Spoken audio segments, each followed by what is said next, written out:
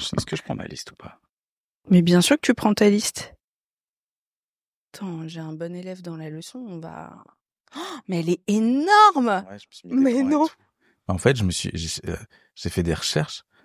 Mais Et enfin, je me faut suis pas dit... travailler quand on n'est pas rémunéré Non, mais- comme ça pour les gens. Si tu veux, j'ai trouvé la thématique tellement pertinente Oh, que j'avais envie de creuser. En fait, même si un pote m'avait dit mais tu sais que l'échec c'est intéressant, je pense que j'aurais cherché de la même manière chez moi seul sans faire de podcast. Tu vois. bah, c'est trop cool, c'est trop cool. Ça me fait plaisir parce que tu vois, ça fait 7 ans que je fais ça. Et honnêtement, je rencontre toujours des gens aussi passionnants avec à chaque fois une histoire différente. Même parfois avec une thématique commune de vie qui fait qu'on a forcément un prisme différent sur une situation. Bien sûr. D'ailleurs, c'est ce dont on va parler aujourd'hui avec toi. Mais je vais peut-être commencer par une petite intro un peu officielle. On a commencé par parler des pigeons, donc viens, je me remets dans mon rôle. Vas-y. Montrer que je suis pro au moins 1 minute 30 avant de relâcher les chevaux. Bienvenue dans La Leçon, le podcast sur l'art d'échouer. Cette semaine, je suis ravie de recevoir le DJ, compositeur et chanteur Mosimann, actuellement en tournée partout dans le monde. Je suis ultra fan et loin d'être la seule de son concept Dream Track, dans lequel il compose un son inédit pour chaque personnalité à l'aide de 2-3 indices. Je vous invite à aller regarder ses réseaux sociaux Insta et TikTok. C'est à la fois hyper drôle, hyper catchy et à chaque fois le son, c'est un banger. Merci beaucoup. Lui qui a gagné la Starac 7, était jury pour The Voice, composé et joué avec les plus grands. Je suis certaine qu'il a des anecdotes de fou à raconter. Et on a failli commencer l'épisode sans record parce que on était déjà passionnés. Hello Mosimann. Bonjour, merci de me recevoir. Je suis très content d'être avec toi. Alors, avant d'aborder ta petite checklist, ta très grande checklist d'ailleurs, qui a l'air passionnante, toi et moi, on va parler de ton enfance et d'une succession d'échecs assez violents que tu as subis, qui ont été les fondations, j'ai envie de dire, de la personne que tu es devenue et qui aujourd'hui te donne une niaque de fou, non seulement pour rebondir après chaque échec, mais te donne aussi une perspective différente sur les choses. Je pense que tu es peut-être plus relax en te disant, ok, en vrai, j'ai surmonté tellement que c'est pas un petit nom qui va m'impressionner, c'est ça? C'est exactement ça. On est en plein dedans. Quand tu m'as contacté et que je suis allé écouter, j'ai commencé à me renseigner un peu sur le concept de l'échec, le concept de cette dualité qui pour moi me parle énormément. Le premier truc auquel j'ai pensé, ça paraît un peu con, mais j'ai pensé à Freud. Je me suis dit, ok, s'il y a le point commun de Freud et Lacan, c'est quand même cette notion de l'échec et de l'inconscient. Et forcément, quand j'ai commencé à réfléchir, à penser à l'inconscient, à penser aux thématiques que ces gars-là avaient observées pendant des années, le rapport à l'enfance est omniprésent. C'est presque la fondation. Et j'ai adoré me dire que tout au long de ma vie, tout au long de ma carrière, pour chaque succès, il y a un cumul d'échecs en fait. Mais quand j'ai commencé à me poser des questions là-dessus, c'est drôle parce que je voulais pas rentrer là-dedans tout de suite et parce que je me suis dit en écoutant tes podcasts, je me suis dit que c'est quand même il y a quelque chose qui revient souvent de l'enfance et il y a quand même quelque chose qui est omniprésent et je voulais pas faire le truc, tu sais, larmoyant du gars qui te raconte sa life en mode OK, oui, bah c'est l'enfance. Mais force est de constater que à l'enfance, c'est un beau bordel, quoi. C'est un beau bordel.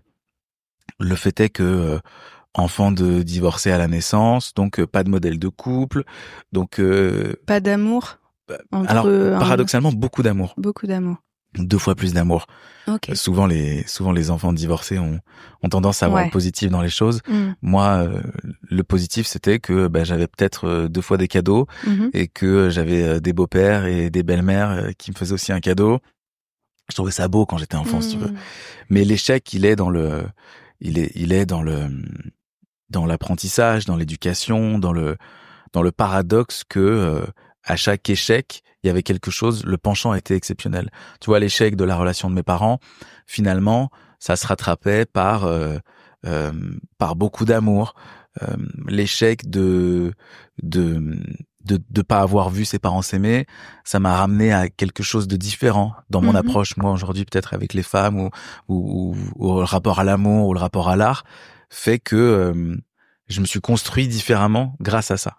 C'est quoi tes premiers souvenirs d'enfant? Donc, tes parents sont déjà séparés. Tu es fils unique? Non, j'ai une grande sœur. T'as une grande sœur, ok.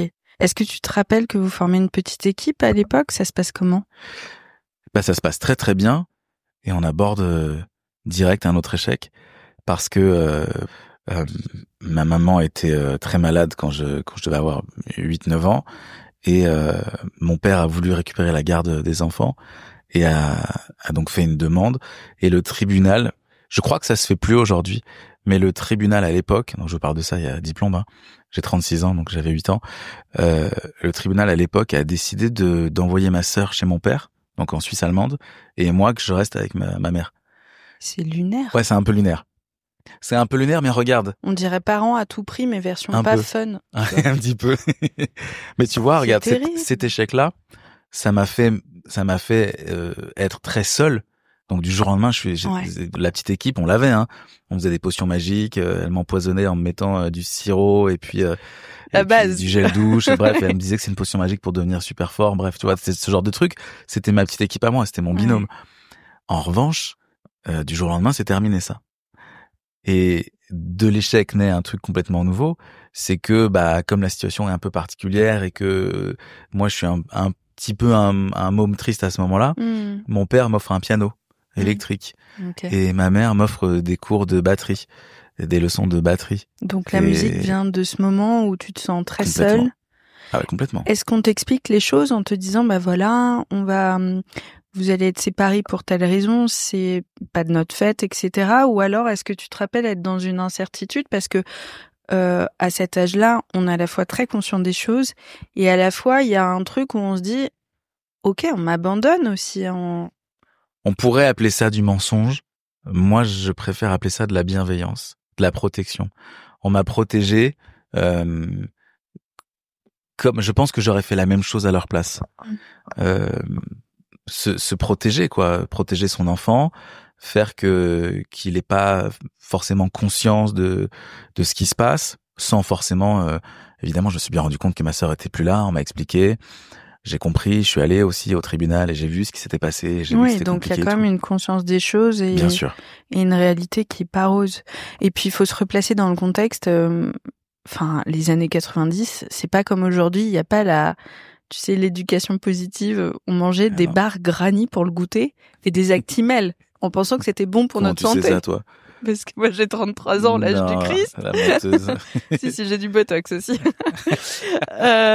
Tout ça pour dire que on peut même pas juger cette époque qui est très différente d'aujourd'hui. Aujourd'hui, on ferait très certainement différemment. En tout cas, le postulat de départ, c'est qu'à l'époque, ils faisaient du mieux qu'ils pouvaient. C'est ça. Il n'empêche que j'imagine la grande violence des choses, de tout d'un coup ta famille qui éclate, pas trop comprendre pourquoi, et puis aussi inconsciemment se dire pourquoi est-ce que j'étais choisie par l'un, pas par l'autre. Enfin, c'est fucked up ce système-là. C'est le tribunal. Mais oui, c'est tellement fucked up. Oui, mais regarde, moi je me suis toujours dit que les deux me voulaient et que c'était ok. Si tu veux. Oui, il y avait pas de doute là-dessus. Il y a aussi ce truc de on est tous différents. Ouais. Et je suis quelqu'un de positif. Ouais, bien sûr, c'est moi qui m'insurge. Non, tu as raison. Tu as tout à fait raison. C'est vrai que moi, je vois toujours le positif. J'essaie toujours de me dire, ok, bon, ça, c'est pas grave. Parce que ma vie, elle a été comme ça, parce que la suite dans ma carrière, ça a été ça tous les jours, tout le temps. Toi, tu restes avec ta maman qui est malade. T'as peut-être pas envie de rentrer dans les détails. Non, mais c'était, j'allais dire, c'est des maladies qu'on voit encore beaucoup aujourd'hui, mais c'était la dépression, c'était l'anorexie, c'était peut-être pas forcément des bonnes rencontres parce que les beaux-pères que j'avais à cette époque-là, c'était des beaux-pères alcooliques. Mais tu vois, regarde, même en en parlant aujourd'hui, j'y vois encore beaucoup de bienveillance. Et le rapport à cet échec-là, finalement, c'est que je me dis oui, alors c'est vrai, ils étaient un peu alcoolos, mais ce qui était bien, quelque part, c'est que j'ai pas vécu la violence, j'ai pas vécu ce qui va parfois de pair avec l'alcoolisme. Bien sûr. Et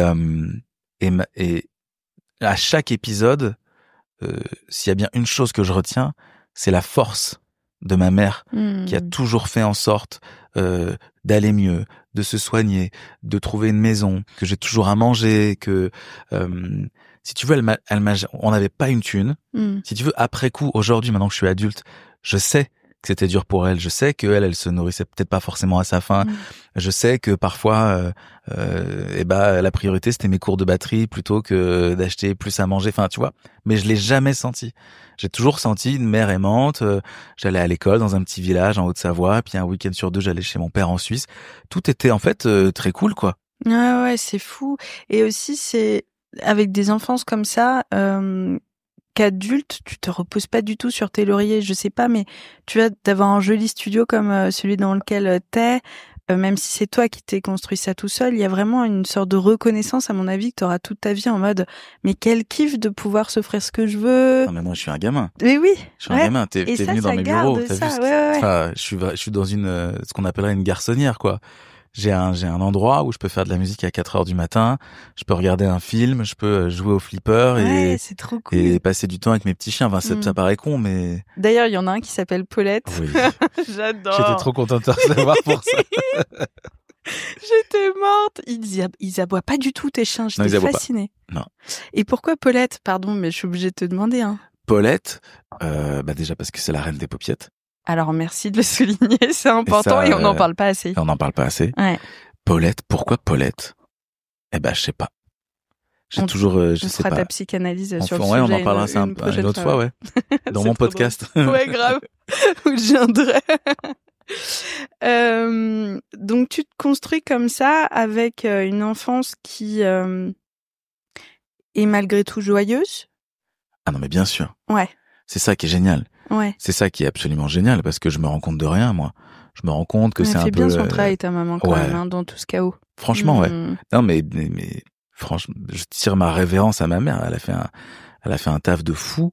Elle a complètement réussi à me mettre dans le droit chemin. Je pense que j'ai été bien éduqué.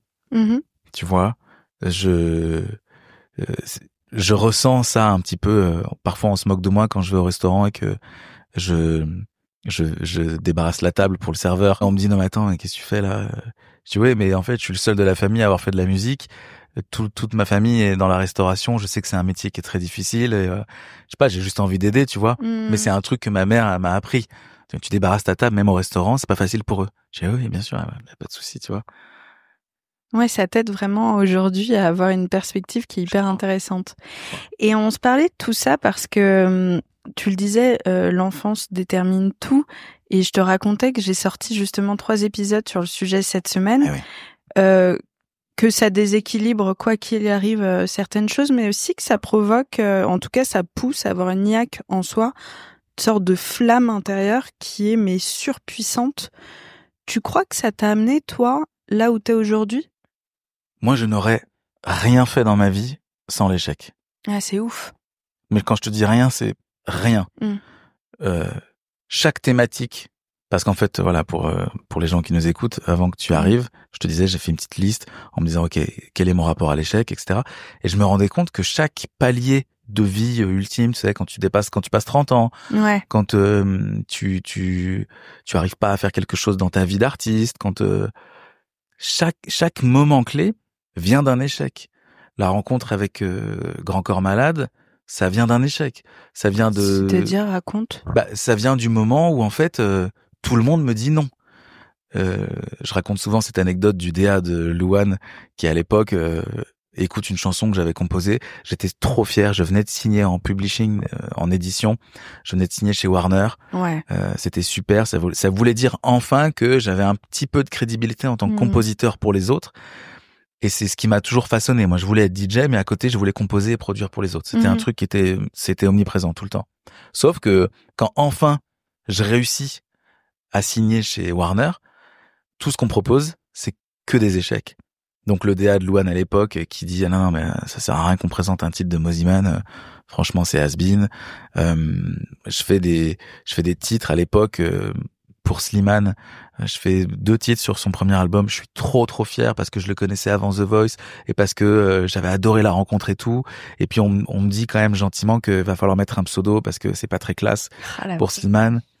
J'ai ok, ouais, bon, y a pas de souci, ok, bon, ok. Mais l'album a super bien marché, donc tu Ouais. vois, un peu un échec parce que je me suis dit bon bah, je suis pas apprécié à ma juste valeur, il faut que je mette un pseudo pour me cacher. Mais en même temps, l'album a très très bien marché. Euh, tous ces trucs-là, c'était des espèces de petits enchaînements d'échecs. On me disait non tout le temps, tu vois, toujours non, jusqu'au jour où tu rencontres Grand Corps Malade. Et lui il me dit écoute, moi je m'en fous. Non seulement on va faire cet album ensemble, mais en plus tu vas venir faire toutes les promos avec moi. On va aller faire le JT de TF1, le truc. On va aller faire des pianos-voix. On va y arriver.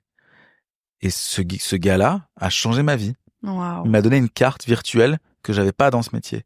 Il m'a vraiment, je te dis, il a changé ma vie, ce mec. Comment t'expliques ce truc, cette période-là durant laquelle t'as été ringard? C'est toi qui le dis? Ouais, has-been. Has-been. Il faut remettre un peu les choses dans le contexte, parce qu'aujourd'hui on fait les malins en disant, moi j'ai toujours été très fier d'avoir remporté cette émission. Ça a changé ma vie pour des trucs super bien, pour des trucs moins bien, et je regretterai jamais. En revanche, quand on remet un peu dans son contexte, c'était pas super classe des années plus tard. Il y a un snobisme aussi un peu dans la musique. Non mais avant qu'on se dise les choses, hein, avant que Pierre Garnier arrive et switch le truc, ouais, c'est franchement vrai. c'était un peu has-been, c'était un peu d'accord, bon, t'as fait la Starac, t'es gentil. Quand on voit le taf qu'on vous demande où faut être danseur, chanteur, comédien, il y a... Entre nous, ça va. Ah ouais? Ça va. Mon Dieu, moi je les regarde et je suis en mode, mais moi je fais pas un dixième. Non. Moi je serais celui qui fait les tu sais, qui se rappelait pas des paroles. Oh ça c'est wham, tu vois. Ah non. Non mais, ce qui est dur, c'est faire des castings et se prendre des noms. Ce qui est dur, c'est apprendre des textes par cœur pour savoir finalement que tu vas pas les interpréter. Ce qui est dur, c'est de devoir jouer dans la rue. Ce qui est dur, c'est de devoir avoir ces cachets d'intermittence. Ce qui est dur, c'est d'être un artiste qui galère. Avec l'incertitude et mais bien sûr, ça c'est difficile. Ouais, c'est se retrouver 4 mois à la télé. Ok, bon bah oui, c'est vrai que c'est pas un truc dont on a l'habitude. Moi, j'avais 20 piges, je savais pas trop ce qui m'arrivait, je savais pas où regarder la caméra, mais ok, c'était compliqué, mais c'est totalement dérisoire par rapport à ma mère qui bouclait pas les fins de mois, tu vois. Bien sûr, bien sûr. Donc, et puis, tu t'imagines pas ça de la même manière quand t'es dedans où tu dis putain, j'ai une opportunité de fou et je m'éclate à faire ce que j'aime faire. Oui, non, bien sûr. T'as raison. Non, mais je veux dire, c'est juste, c'est un truc de proportion. C'est vrai que c'est pas facile, mais quand je les vois là, certains, je me souviens être allé au château il y a 1 an ou 2 quand j'ai arrangé l'hymne de la Starac, et je me souviens, donc c'était le lendemain, il venait d'arriver dans le château, il y avait une espèce de truc incroyable et tout, d'effervescence et tout, et je me souviens d'avoir vu 2-3 qui me disaient non, c'est faux, j'en ai vu une qui me disait mais moi je suis un peu fatigué, je pense que je l'enregistrerai demain et tout, et moi dans ma tête je me disais mais meuf, ça va pas la tête ou quoi. Puis il y a peut-être pas de demain garanti aussi. Ouais, c'est ça. Raphaël Ricci à l'époque, elle l'aurait éclaté. Mais bien sûr, moi j'avais le rôle gentil, donc j'étais là pour composer, les enregistrer et tout, donc ça va. Mais dans ma tête, je me suis dit mais toi c'est sûr que tu gagneras pas. Bah ouais, en même temps, je comprends le truc. Ça a pas la même saveur quand t'as rien. Quand t'as aucune attente, que t'as rien, que t'as pas de thunes, gagner la Starac, mais c'est merveilleux. C'est payer les dettes de ta mère, c'est acheter une maison à ta mère, c'est mettre ta famille à l'abri, c'est repartir de zéro avec un bagage supplémentaire. Alors évidemment, ce sera pas toujours facile, tu vois. On parlait du côté, ça a pu être un truc un peu has-been, etc. Je crois quand même que c'est que toi le responsable. Je pense que si on m'a traité d'has-been à un moment donné, c'est très certainement parce que mes erreurs avaient rendu ça plus dur, et que l'évidence que je voulais juste pas voir, c'est que le seul gars qui était has-been et le seul qui avait pris les mauvaises décisions, c'était moi. Quelque part, ils avaient un peu raison. Tu vois? Comment est-ce que tu le vois aujourd'hui? Tu le vois avec beaucoup de tendresse, en fait, cette période-là? Ouais, oui. Je suis retombé sur des photos de moi en jeans slim, là. Il y a quelques jours, j'ai fait du tri. C'est cette connerie. Non, mais tu sais, l'époque tectonique, t'as les jeans slim, tu penses que t'es un peu à la mode et tout, t'as les mollets qui tirent la gueule, t'es en cheap Monday. Tu peux pas... Oh, t'es en cheap Monday, bien en sûr. schmoove. Mais bien sûr. Pourquoi plus personne n'en parle des schmooves? C'était... Bah, parce qu'il faut surtout pas en parler, il faut surtout laisser ça bien derrière. Et puis parfois, j'ai encore des amis qui sont un peu kéblos là-dedans. Tu sais, j'ai des potes avec qui je bosse, ils ont encore le jean slim. Ouais. Et puis la veste. Alors la veste en simili-cuir, mais tu sais, un peu molletonnée avec des petits carrés ou des petits motifs comme ça. Qui fait du bruit quand tu bouges un petit peu les bras. Ouais. Moi, j'avais ça. J'avais ça. Ouais. Et écoute-moi bien, je sortais, j'avais l'impression que j'étais le roi du monde. C'est sûr. Bien sûr. Bon, bah pas du tout. Merde. Bah pas du tout, non. Chier. Mais du coup, je veux avoir tes photos. Je te montrerai. pour la promo de l'épisode, faire un carrousel. Ah mon Dieu. C'est facile. Il s'en est sorti. Ouais, c'est ça. Pas tout seul, hein, mais ouais. Non, pas tout seul. T'as un parcours, lorsqu'une porte se ferme, une autre s'ouvre. C'est un peu comme ça fonctionne comme ça chez toi. Tout le temps. Mais est-ce dans la que vie t'as aussi, d'autres anecdotes? Écoute, je réfléchis. On parlait de la Starac, le casting de la Starac, c'est ça, hein. Raconte. J'accepte de faire un casting. J'ai 17 ans. Je fais le casting de la nouvelle star. Mm-hmm. Alors que je suis DJ sur la Côte d'Azur et que je chantais, mais c'était un truc un peu... Et puis, quand on est jeune, quand on a cet âge-là, on s'emballe vite. On croit vite en soi, on pense que ça va être ok, que ça va bien se passer. Mm. Je fais le casting, je me rétame au théâtre. Je m'en souviens, j'étais sur la ligne de Miss Dominique et de Christophe Willem. Aïe. Et j'ai un souvenir, et on me dit non. En fait, on me dit non. Donc, échec total. Et donc, ce jour-là, je dis, mais plus jamais de ma vie, je fais de casting. Plus jamais de ma vie, je mets les pieds dans un casting. C'est mort. J'arrête tout ça, je chante plus, je commence à faire que du mix, je fais de la techno et tout. Ça te bloque presque un peu? Ah ouais, non, mais je me dis, vas-y, les castings, c'est pas pour moi. Et puis, je sais pas, j'avais un peu côtoyé rapidement le monde de la télé et je me disais, oh là là. Tu sais, souvent les gens qui connaissent rien te disent tout le temps la même chose. Non, mais la télé, c'est vraiment un monde de requins, de show business et tout. C'est cette phrase. Je n'en peux plus d'entendre cette phrase. C'est vrai. Les requins, j'en ai vu autant dans le milieu médical que dans le milieu associatif. Bref, il y a des cons partout, quoi. Et puis c'est ce que toi tu en fais, je crois. Bref, je finis ce casting, je me dis plus jamais de ma vie je fais ça. Quelques années plus tard, 2 ans plus tard, je vais jouer à Ibiza. Parce que j'ai la chance qu'un titre à moi fonctionne bien avec mes potes, on fait une date là-bas. Je croise un gars qui bosse à la production de TF1. Il me dit, mais attends, c'est super, tu chantes et tu mixes en même temps, ça serait trop cool que tu fasses le casting de la Starac. J'ai dit, alors là, mon pote, j'ai fait le casting de la nouvelle star, je t'explique, plus jamais je mets un pied dans un casting. Parce que la télé, c'est un monde de requins. Et j'arrive à la fin de l'été et je me dis, j'ai pas une thune, j'ai rien du tout. C'est quoi, vas-y.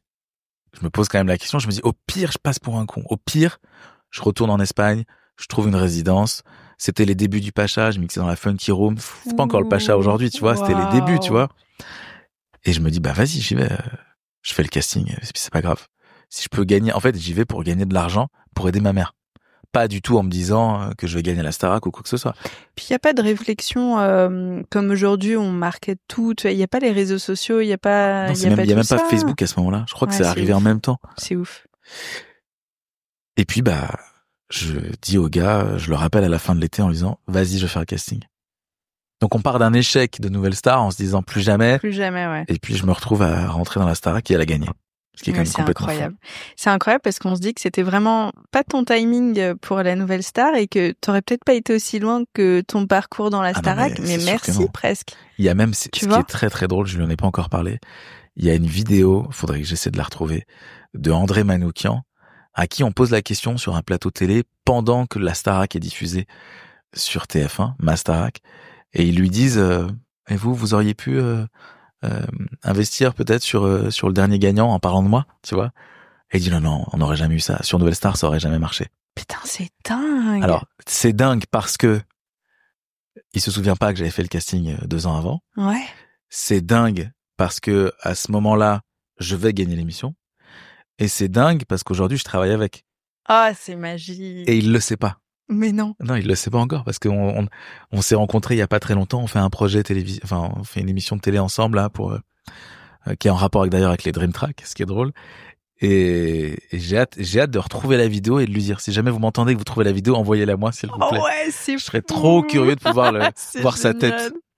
Ah, c'est génial et c'est trop classe comme boucle bouclée. Non, mais c'est super. C'est les petits bonbons C'est de super. Puis l'univers, moi, ça. je suis très fan de lui, tu vois. Bien sûr. En tant que musicien, c'est une référence pour nous. Et puis tu le dis, c'est ok. En fait, on peut pas correspondre à tout. On correspond à rien en vrai. Sinon, t'as pas de personnalité, tu vois. Et surtout, il avait raison. Enfin, heureusement qu'ils m'ont pas pris à la Nouvelle Star. T'aurais été face à Christophe Willem. Non mais avec deux univers ridicule, très différents. mais j'aurais fait une semaine et puis il m'aurait dit non 2 ans plus tard pour la Starac parce qu'il serait pas venu me chercher parce que. Et puis t'étais très jeune aussi. T'avais 17 ans. T'avais pas, tu vois. J'imagine qu'en ayant une résidence, comment ça s'appelait? C'était le Pacha à Ibiza. Ouais. Et c'était une des salles du Pacha qui s'appelait la Funky Room. La Funky Room. Je suis jamais allée à Ibiza, mais c'est vrai. C'est sur ma dream list. Attends que je mixe là-bas, comme ça je t'inviterai. Ouais, avec plaisir. Surtout qu'on enregistre genre en janvier sous le gris parisien. Ça va me faire du bien. Moi, je me retiens de renifler là parce qu'on est tous malades. Comme ça va ajouter de la temporalité à cet épisode, c'est parfait. Non, c'est hyper intéressant de se dire que parfois, tu sais, ce qu'on voit comme un échec, c'est juste pas le bon endroit pour toi et qu'une meilleure opportunité même t'attend, tu vois. C'est comme si l'univers t'avait presque un peu préservé. Oui, mais t'as raison. Mais merci en fait. Mais bien sûr. Ça, tu les avais dans tes listes ou pas? Ça, tu veux que je te dise, regarde. T'avais quoi dans ta liste? Je vais te dire ce que j'ai dans la liste. Je me suis marqué résilience personnelle. Ouais. J'ai marqué traverser l'échec, renforce la capacité à rebondir face à l'adversité. De ouf. Genre pour moi c'était. Et après j'ai cherché, tu sais quoi, je me suis dit ok, qui d'autre a traité l'échec dans la culture générale? Et j'ai découvert tu vois genre Les Misérables. Mm-hmm. Par exemple, le moteur narratif, c'est l'échec. Genre ils explorent l'échec, mais alors d'une manière, mais comme Moby Dick même, tu vois, ou même, je sais pas, même dans d'autres domaines, quand tu vois, je sais pas, tu vois, dans la littérature, même dans l'art visuel, enfin, tu vois Guernica, si Guernica est pas né de l'échec, enfin, ça veut dire que j'ai rien compris, quoi. Qu'est-ce que c'est, ça? Pardon. Non, ça, je me ressens. Tu veux? C'est intéressant pour les gens. J'ai le côté HD où tu sais, c'est un pistolet qui te permet, de quitter la dimension C137. Waouh, ok, c'est précis. C'est le pistolet de Rick et Morty. Ok. Voilà, tu vois, il suffit de diriger comme ça. Ça m'évitera de prendre le métro au retour. Alors ouais, tu peux rentrer chez toi Trop directement. Bien. Le rêve. Regarde. Et voilà. Et là, tu peux rentrer dans une autre dimension. Moziman, 12 ans et demi. C'est ça. C'est exactement ça. Aujourd'hui, quand tu vois tous ces trucs-là, j'imagine que lorsqu'on te dit un nom, t'es presque un peu serein sur le sujet en te disant, en vrai, il y a quelque chose d'autre qui m'attend, ou alors est-ce que ça te pique toujours autant? Et il n'y a pas de bonne réponse et on ne juge pas ici. Bah, le truc, c'est que c'est moi qui dis non aujourd'hui. Ah, waouh. C'est bien, c'est important, ça aussi, de savoir dire non. Là, je viens de refuser un truc, je peux pas vous le dire, ce qui est con aussi, hein, mais j'ai refusé un truc trop stylé. Mm-hmm. Juste, j'ai pas le temps. Je peux pas, et ça me rend fou. Ça me rend fou parce que c'est un beau projet et que j'aimerais bien le faire, mais il faut faire des choix et bah non. Et Maud passe sa vie à dire non à plein de trucs. Maud, c'est ma manager, pardon. Oui, c'est ça. C'est ton aussi. Alors qu'on nous a dit non la moitié de ma life, quoi, tu vois, sur plein de projets, plein de trucs, pour proposer des chansons, pour aller mixer dans des endroits, pour créer des choses, pour... Ouais, mais tu vois, c'est là où tu dois aussi te dire aujourd'hui, putain, à l'époque, je prenais ultra personnellement, alors qu'aujourd'hui, et parce que je suis dans cette posture d'être obligée de dire non, je me rends compte qu'en fait, il y a beaucoup plus d'éléments derrière un non que ce que j'imaginais à l'époque. Tu sais qu'on va en parler. Tu sais pertinemment qu'on va parler des accords Toltec. Dis-moi que tu les as lus. Par contre. Ça, c'est bon. Ceux qui nous entendent, qui sont un petit peu branchés, prenez soin de vous, pardon, etc. Si vous n'avez pas lu les accords Toltec, allez-y. Faites-le. C'est pas du tout compliqué comme bouquin. Ça se lit très vite. C'est trop simple. J'aime pas lire. Je l'ai lu une fois. Je l'ai écouté une fois. Mm-hmm. Je l'ai relu. Je l'écoute à peu près une fois par an. Ok. Et ça change ma vie. Pour te rappeler l'essentiel. Donc, ne pas prendre des trucs personnellement, c'est mon jeu préféré. Ça va. Je suis plus du tout J'allais dire que les commentaires, genre les commentaires négatifs, me touchent pas. Mais j'ai pas de commentaires négatifs. S'il vous plaît, allez me mettre deux trois punchlines. Je vis dans le positif. Mais je pense qu'aussi c'est ce que tu ramènes sur tes réseaux, tu vois, et que t'apportes cette dimension-là aussi et que tu crées ta réalité aussi. Bon, après je dis ça, je me suis tapé un commentaire négatif sur iTunes Merde. il y a 2 jours en disant que j'avais un rire qui ressemblait à un ricanement. J'étais en mode franchement Coco, c'était son pseudo. Tu n'as pas tort. Genre, qu'est-ce que je peux dire Moi, d'autre? je l'aime bien ton rire. C'est Bah, peut-être, moi aussi. tu veux que je te dise Coco, c'est peut-être parce qu'il l'a pas vu. Ah, c'est Et ça. moi, je le vois. Enfin, je veux dire, Ah oui. je l'entends, mais je le vois surtout. Écoute, en tout cas. Visuellement, c'est extrêmement agréable, en tout cas. Ah ouais? Bon, Ouais. bah, ça va alors. Tout ça pour dire que, ouais, aujourd'hui, toi, tu prends du recul sur la situation et, j'essaie de me remettre dans le fil de l'épisode. Et d'ailleurs, on va bientôt conclure parce que t'as d'autres interviews. Ce moment avec Grand Corps Malade qui te redonne ta chance. Entre-temps, je vais passer quand même 5-6 ans à l'étranger. Hein. Ouais. Je vais passer beaucoup de temps à l'étranger. Ou là, on me dira pas non, au contraire. Je vais je vais être coach dans The Voice en Belgique. C'est fou, ça. Pendant 4 saisons quand même. Ça va pas mal changer ma vie, mon rapport à la télé. Je vais découvrir que ça peut être aussi un très beau milieu si tu décides que ça l'est. Et puis surtout beaucoup de voyages, beaucoup de rencontres, beaucoup de pays, beaucoup de tournées, de clubs, de festivals pour rentrer en France solide, prêt, et qu'on me dise ah non pas du tout en fait. La chanson pour Louane c'est mort. Ah ok. Bon. Et c'est seulement à ce moment-là, c'est 1 an ou 2 après que je rencontre Grand Corps Malade et qui me dit mais pas du tout. Parce que la suite de Grand Corps Malade, la suite de ces années d'échecs où on me dit non tout le temps, c'est que on va me dire beaucoup oui. Et on rigolait en disant que maintenant c'est moi qui dis non, mais la suite c'est que j'ai eu la chance de bosser avec les artistes dont je rêvais, tu vois. Quand j'étais petit, j'étais fan de Patrick Bruel. Bon, moi j'ai travaillé sur son album. Incroyable. J'ai bossé avec Louane aussi juste après, avec Suzanne, avec Barbara Pravi, André Manoukian. avec bien sûr avec André Manoukian. Enfin, tu vois, il y a toutes ces rencontres qui font que c'est intéressant parce que tu vois, si je prends un petit peu de recul sur ta situation, je me dis que tous ces petits noms que tu as eus sur ton parcours, ça t'a forcé à créer toi-même. Là où tu aurais peut-être été un peu plus passif, dans une carrière peut-être plus linéaire, où on aurait aussi peut-être plus décidé pour toi. Et ça te force à imaginer des concepts ultra créatifs. Et tu vois, Dream Track, pour moi, c'est exactement ça. Ah ouais. T'es redevenu ultra cool. T'as un concept qui est dément, qui est illimité à mon sens, qui te permet d'élargir aussi ta notoriété à d'autres domaines. C'est hyper intéressant. Et ça, c'est des choses que tu provoques peut-être parce que t'as été obligé de les provoquer par les noms que tu as eus. Très probablement. Chambé. Et je vais même te dire encore autre chose qui est complètement en adéquation avec ce dont on parle. J'ai dû sortir en 2024 une 50aine de Dream Track. C'est énorme. Il y en a 50 autres qui sont pas sortis. Ah ouais. Parce que c'est des échecs. Et ça marche pas. Quoi, la personnalité Ça marche pas. Désolé, ça marche pas. Ok. Alors, il y en a 3-4. C'était au tout début que j'ai tourné en 2022, 2023. Je me trouve gros et moche et je me dis vas-y laisse tomber, ça sert à rien. Et puis le concept était pas encore. Je savais pas où j'allais, donc je gérais mal, je drivais mal le truc. Et puis il y en a d'autres. Tu vois, par exemple, c'est devenu une blague avec Ben Mazué. À chaque fois que je l'ai au téléphone, qu'on soit, j'ai dit frérot, faut qu'on refasse ton Dream Track parce que je l'ai fait, on l'a tourné, je l'ai produit, je suis allé au bout et je lui dis franchement, ça marche pas.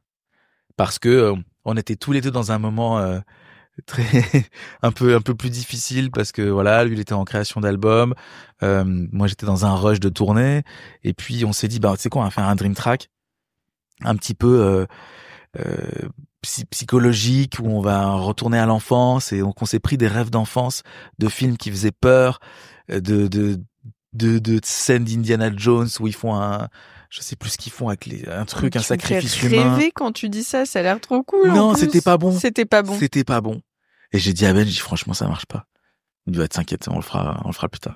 Ça, c'est les vrais potes. Ouais. C'est ceux qui le prennent pas. Il a peut-être lu les accords Toltec aussi, lui, il a 2-3 leçons à nous apprendre. Ouais, grave. C'est hyper intéressant et tu vois, cet épisode, moi, me donne envie de continuer à faire mes projets et de me dire, ouais, je vais pas prendre les choses aussi personnellement. Ça, c'est un gros sujet chez moi. Je suis pas arrivée à ton stade. J'ai encore beaucoup de mal. Ouais. Mais c'est ma sensibilité aussi, tu vois. Je pense qu'on a tous nos petites... Et c'est intéressant, ça. Ça glisse pas sur toi. Non, ça glisse pas pareil. Non, J'ai entendu une phrase merveilleuse l'autre jour. Parce que je sais plus si c'est sur Insta ou si c'est Maud qui regardait la Starac. Yes. Maud, c'est quoi la phrase géniale que Marlène a dit l'autre jour à la Starac? Qui concerne quoi? Qui concerne le regard des autres, qui concerne les critiques, tout ça. Les autres ont le pouvoir sur nous qu'on leur donne. J'adore. Ok, bisous. Bisous à toutes. T'es la meilleure.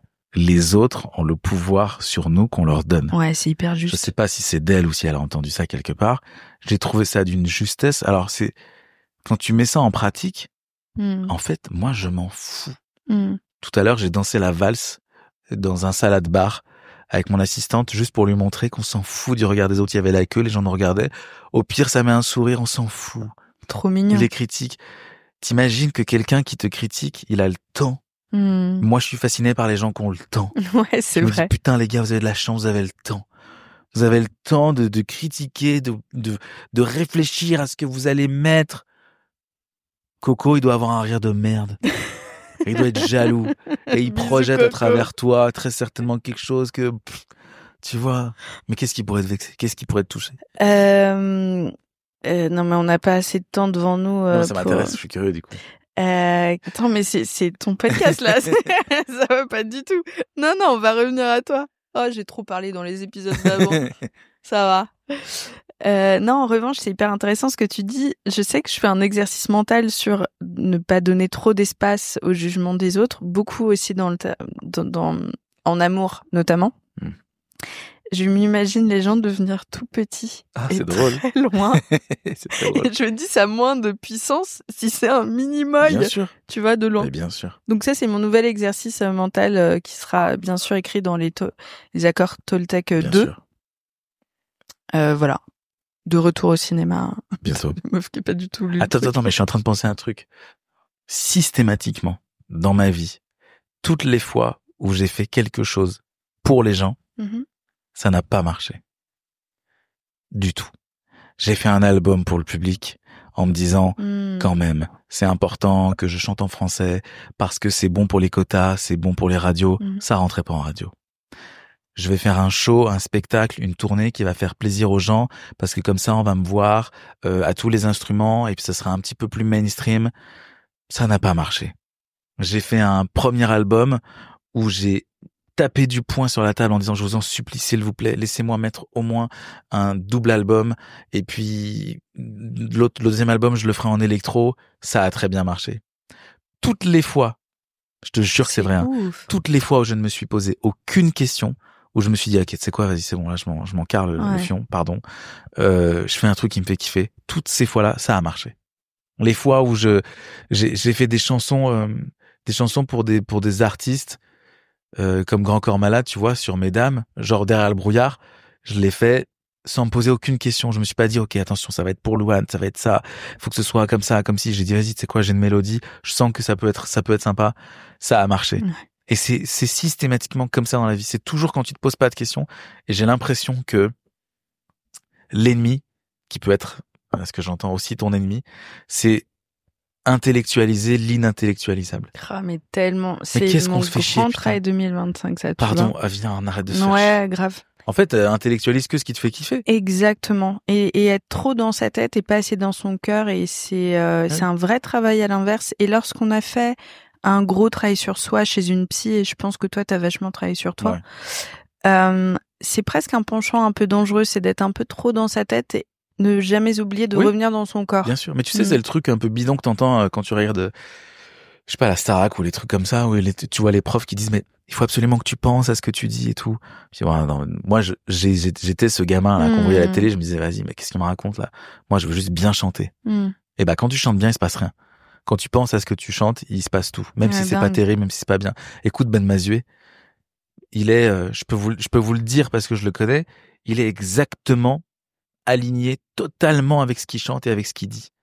Et c'est pour ça que ça nous touche, c'est pour ça que c'est et écouter d'autres chanteurs, du coup ça sert à rien que je les cite, mais qui font des belles chansons, c'est bien et tout, mais À un moment donné, le château de cartes, il s'effondre. Tu peux pas mentir aussi longtemps. Ouais. Tu peux pas faire genre aussi longtemps. Tu peux pas faire des grandes chansons de variété où tu mens aux gens avec, ça marche pas. Il y a un moment donné où la vérité, ça te rattrape trop vite. Et C'est tellement tout. vrai. Et Tellement franchement, vrai. fais que ce que t'aimes. On sent, oh là là. Oh là là, on va prendre un café après toi. Avec un peu de CBD dedans, apparemment. Ouais, j'ai le chanvrier français qui m'a envoyé de l'huile Mais et tout. là, en plus. merveilleux. Et en plus, ça fait une petite pub. Ouais, Allez je hop. les adore, ils sont trop cool. Merci beaucoup, c'était passionnant Et beaucoup trop court, surtout. et beaucoup trop court. Et surtout, quand on voit la liste, on a envie de savoir la suite. Tu veux que je t'en donne un de ma liste que j'ai noté? Ouais, qui est avec sympa grand plaisir. Attends, parce que quand même. Ah ouais, non, ça c'est pas terrible. Non, mais tu vois, ça fait vraiment, objectivement, ça fait vraiment du bien d'entendre un discours comme ça de quelqu'un qui réussit, qui montre aussi l'envers du décor pour un peu décomplexer tous ceux qui sont dans cette période d'entre-deux, de mais pourquoi moi ça marche pas, machin, qui force peut-être un endroit, faut lâcher prise, tu vois. Complètement. Et se rappeler de ça et se dire qu'une carrière, évidemment, si elle est longue, doit passer par des moments un peu de flou artistique, Complètement. où tu te sens perdu, ce qui te permet aussi de construire la prochaine étape de ta carrière, parce qu'on travaille quoi qu'il arrive. C'est exactement ça. Ah oui. C'est exactement ça. Et ça fait du bien. Mais merci beaucoup pour cet Avec épisode plaisir, avec plaisir. et pour la discussion qui était passionnante. Et je me dis, faites, arrêtez de trop penser, revenez dans votre corps. Mais surtout faites. Et surtout faites. En fait, c'est le truc que je partage. Tu sais, une fois par an, je vais soit au Dalida Institute, qui est une école de musique, soit à l'UCPA DJ Trop School. cool. J'essaie d'y aller pour justement partager avec les jeunes qui sont en train de faire leurs études, et je leur dis, mais surtout, cassez-vous la gueule. Ouais. Faites Bien sûr. des erreurs, faites des bêtises, Je suis un DJ qui s'appelle James Hype, qui aujourd'hui cartonne sur les réseaux, qui est en anglais et tout. Et il explique, il est super nostalgique, donc il raconte des anecdotes de quand il était plus jeune, quand il est dans les festivals, etc. Et il disait que il avait posté un lien de son SoundCloud sous un autre pseudo, parce qu'il savait que il avait le sentiment que c'était pas le bon moment, mais qu'il fallait quand même qu'il fasse de la musique. Et s'il y a bien un truc que j'ai appris moi en faisant mes Dream Tracks là, tu vois, j'ai dû sortir, je sais pas, genre 200 ou 250 titres l'année dernière, Dream Track confondus, des remixes pour moi, des remixes pour les autres, des prods, des chansons. Et le fait de toujours être en exercice, de toujours faire des choses, c'est exceptionnel parce que j'ai le droit de me gourer, j'ai le droit de me tromper, et dans le Dream Track, je suis pas responsable. Et oui. Bien sûr, je suis pas responsable. C'est vous qui êtes responsable. C'est les gens que j'invite qui sont responsables de tel titre ou tel échec si ça marche pas. Et puis c'est toujours quand tu penses que ça va marcher que ça marchera pas. Non, mais alors donc dis-toi que tellement. J'ai fait le malin auprès de toute ma famille. J'ai appelé ma mère en lui disant, maman, je fais le Dream Track de Craig David, ça va cartonner. Il a moins cartonné que le sien que j'ai fait avec ma mère. Tu vois? Genre ma mère, elle peut dire que son Dream Track, il a mieux marché que celui de Craig David. Oh, bref, j'adore. Tu mais vois, faisons un t-shirt de fou. qu'elle puisse porter Ouais, avec grave. Mamounette. Ouais, c'est ça, It's better exactement. than Craig David. Merci beaucoup. Avec grand plaisir. Merci à toi. J'espère que cet épisode vous a plu. Pour suivre les coulisses du podcast, n'hésitez pas à me follower sur Instagram @Paulette_Grisoni, sur Twitter, podcast LL en majuscule, ou sur Facebook, La Leçon Podcast. On se dit à très vite pour un nouvel épisode.